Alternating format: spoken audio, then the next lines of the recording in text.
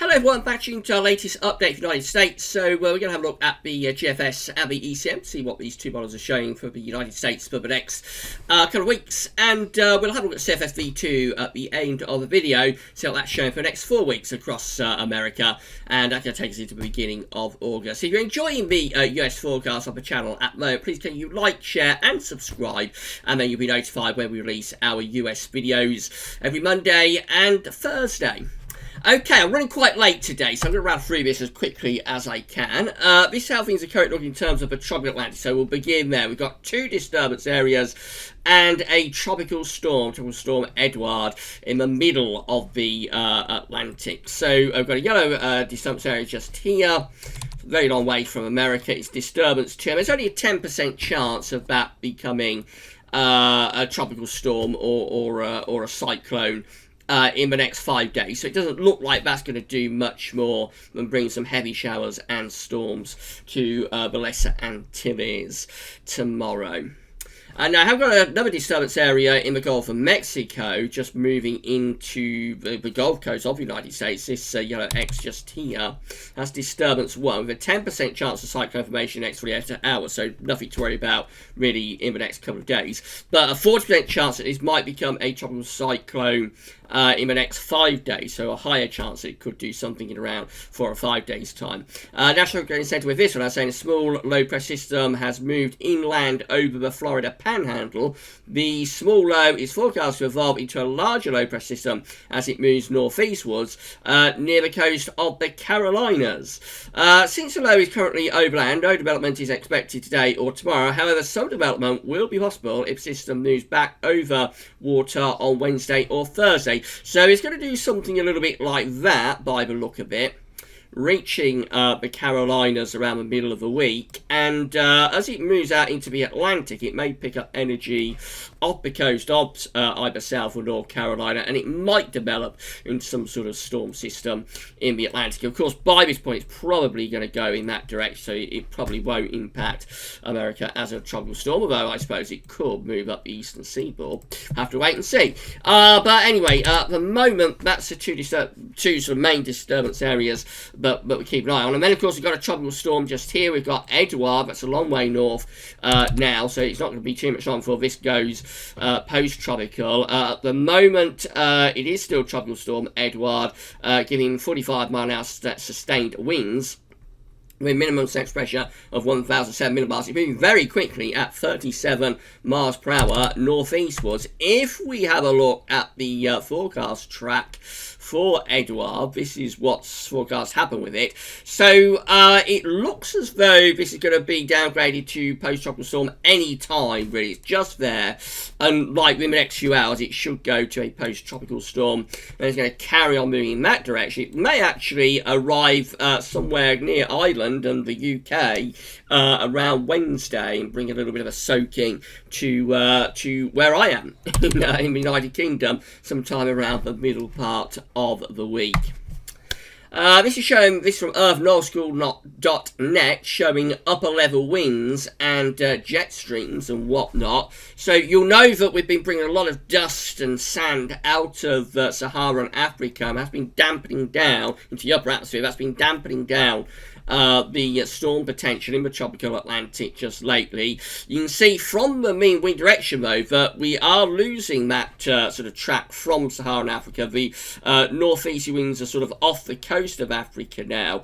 So very gradually, incrementally, it does look as though upper level winds and so on are becoming a little bit more conducive now to possibly producing some thunderstorms, which of course is where all of these tropical storms, hurricanes, they begin their genesis just as thunderstorms in the tropical Atlantic, and those storms then pick up energy as they move over the warm water. If you have a look at the particulates, we can have a look at that. So let's get rid of that.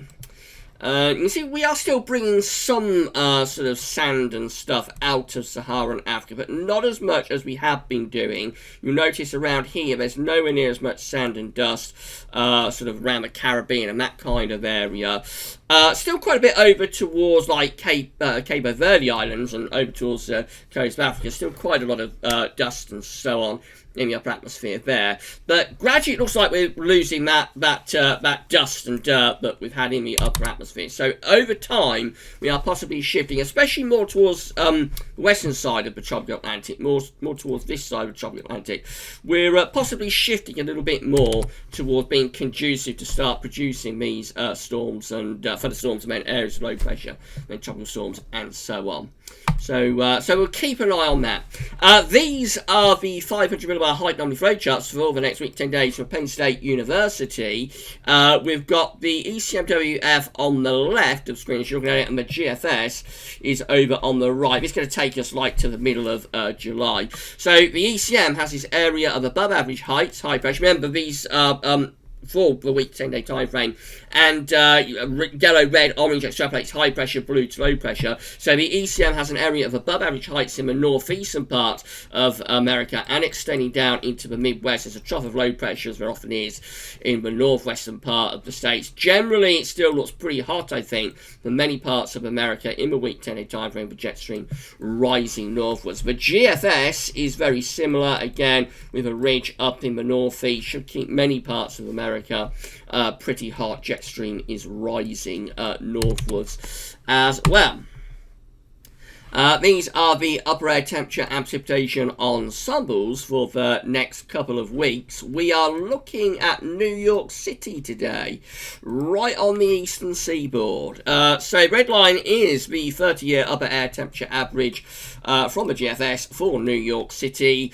You can see that pretty much consistently from beginning to end we're going to be above average, so it's going to be a very warm couple of weeks coming up, a hot couple of weeks with temperatures above average. It's normally a pretty warm time of year anyway for New York, but it's going to be even hotter than would normally be expected. However, quite unsettled too. Lots of precipitation spikes, especially in the next week, but also to some degree extending out into the second week as well, into week 2. And just looks like we get lots of thunderstorms coming through with those hot temps. So yes, temperatures are going to be very warm, but expect some big showers and storms to be pummeling New York City and probably many of those eastern coastal seaboard areas in the next week or two.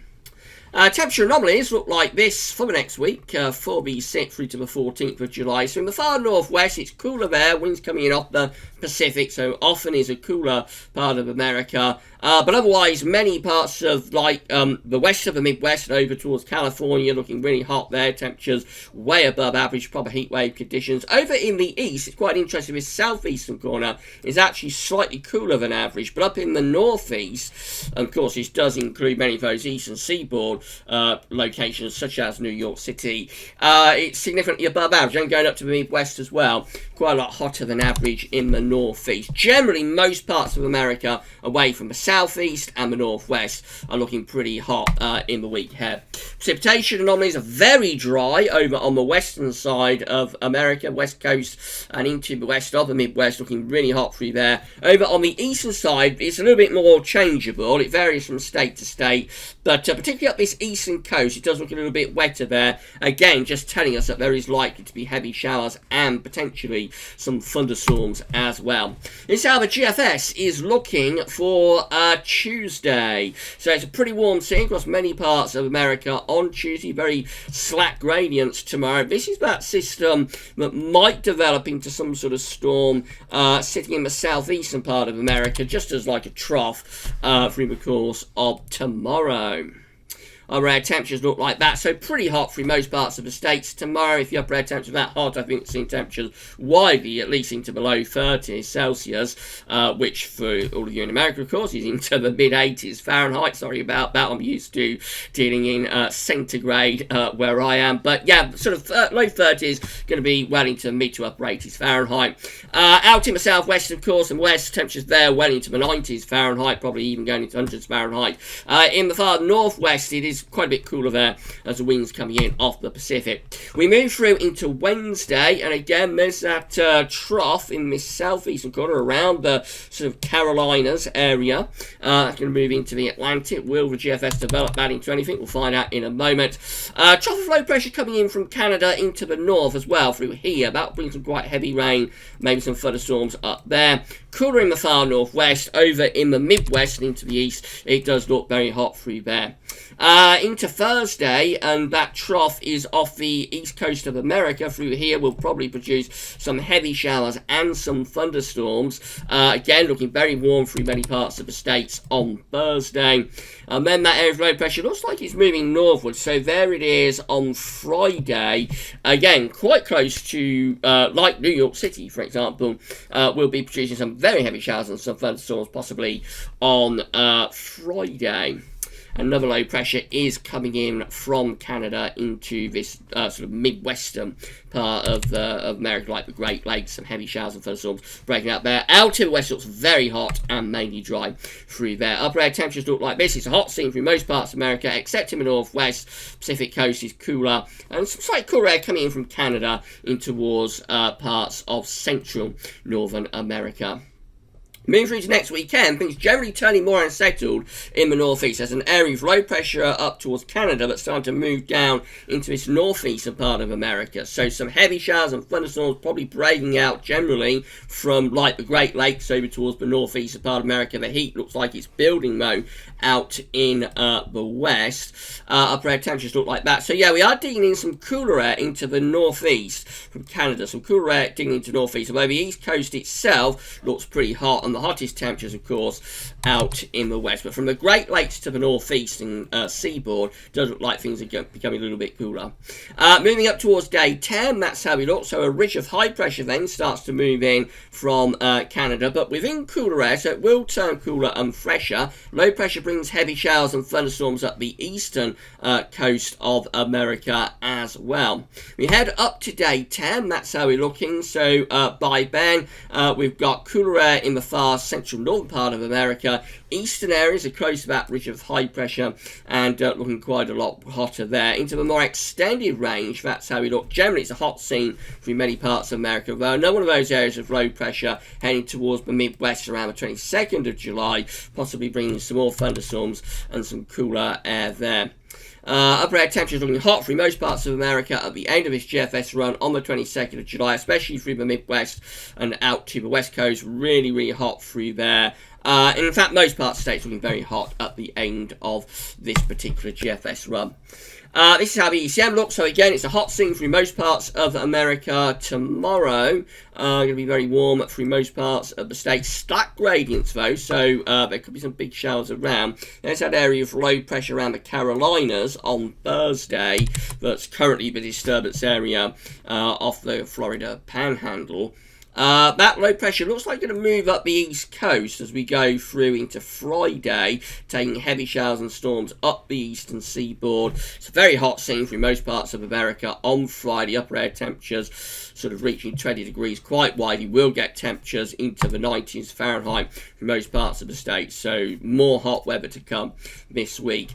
Saturday sees that low pressure in the northeast, so that will bring some torrential rain and thunderstorms to those eastern seaboard areas again.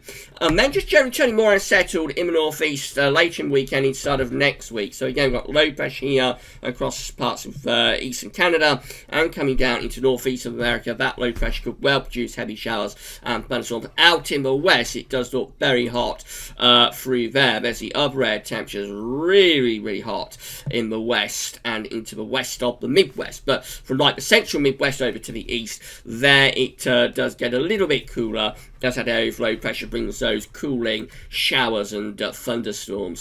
Moving up towards day 10, that's how we're looking. So it looks like the heat builds really as we move up towards day 10. There's the upper air temperatures with the EC, with the Euro, as we get to day 10, Thursday, 16th of July. And they are looking really hot again across most parts of the states. That extreme heat from the west is actually pushing into towards the Midwest and beginning to head over towards the eastern side of America. So very, very hot, extreme heat wave conditions for some parts of Central and perhaps Eastern America by day 10.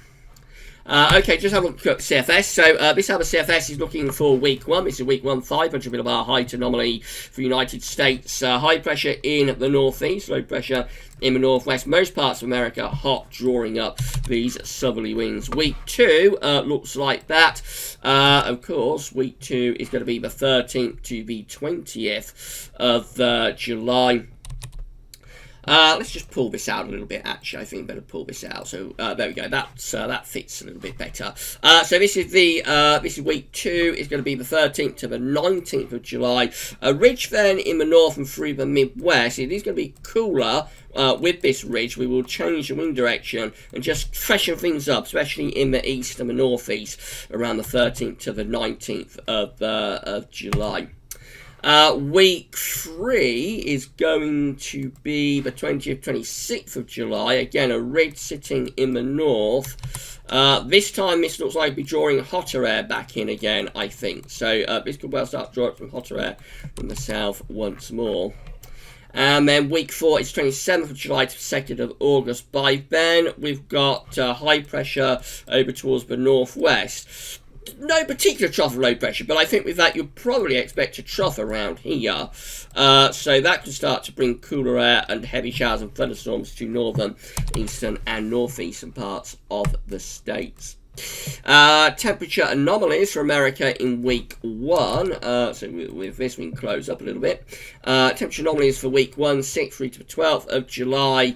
Generally hot and average in most parts of the states, particularly those central and northeast areas, cooler out to the northwest. Week 2 temperature anomalies are 13th to the 19th of July. The CFS still has it pretty hot across most parts of the states, even then, particularly those sort of central states. Week 3 is the 20th to 26th of July. The hottest temperatures then are moving up towards Canada. Perhaps temperature going nearer normal through those central states in week 3. And then week 4 goes a bit cooler, actually. So hotter like in the north and northwest, cooler through those central and eastern parts of America. So a little bit of a cool down right at the end of July to the beginning of August. But otherwise, it looks like a hot July through many parts of America.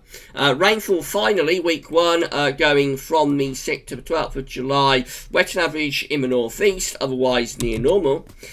Week 2 looks drier than average through many eastern parts of America. It's the 13th to 19th of July, drier than average for those central and eastern states. Week 3 is also very dry in the north, very dry up in the north, and then week 4 also looking pretty dry up in the north as well. Out to the northwest, but perhaps going a little bit wetter through those eastern parts of America. Right, so that's it. It looks like we're going to have more hot weather for many parts of the states for the next week to 10 days or so. Watch out for a little bit of a cool down, I think, in the northeast. The CFS doesn't show it all that well, but I think there will be a little bit of a cool down in the north and the northeast, like from the Midwest to the northeast coast over the weekend and the start of next week. It's probably only temporary, and it will involve big showers and thunderstorms, but a little bit of a cool down, and then next week probably sees a heat building. Again, overall, this is going to be a very warm July, a hot July, I think, for many parts of America. If you've enjoyed this forecast, United States, then please give us a like on the video. Let us know in the comments what you think. Subscribe to the channel. Next update for the United States will be on Thursday. That's all for now, and thanks for watching.